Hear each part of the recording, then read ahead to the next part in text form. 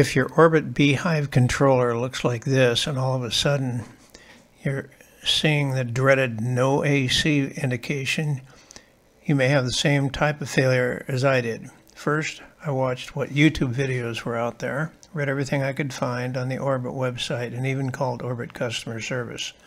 No joy, not even close. My unit was about 4 years old, but the warranty is good for just 2.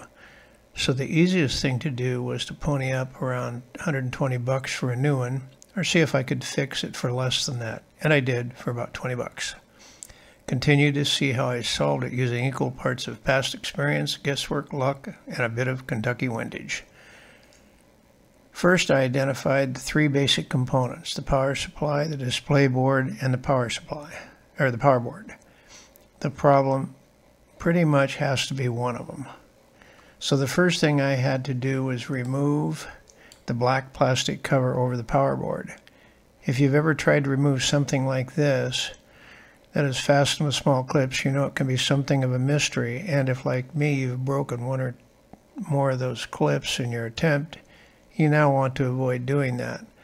So I got lucky and was able to remove it while keeping it intact, but I really didn't know just what I did.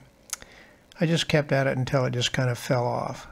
So then I set out to find out just what the magic is. So here's the back side cover of here's the back side of the cover. Notice there are 4 clips. Arm yourself with 2 screwdrivers that look something like these, and watch the following video closely and do what I did.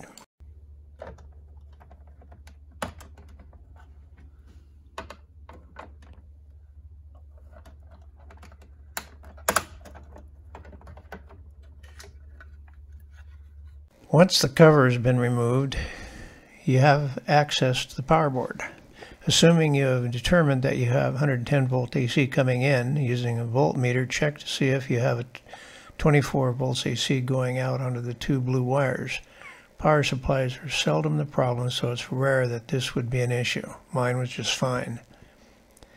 At this point, it had to be the power board or the display board. I found a new replacement power board on eBay for $20 and a new replacement display board for $55. Took a chance and ordered a new power board. When it arrived, I removed the old power board as shown. It's fastened with 7 clips. It's a little bit of a struggle, but they're all in plain view, so they were not that big of a deal. Of course, reverse the process to install the new board.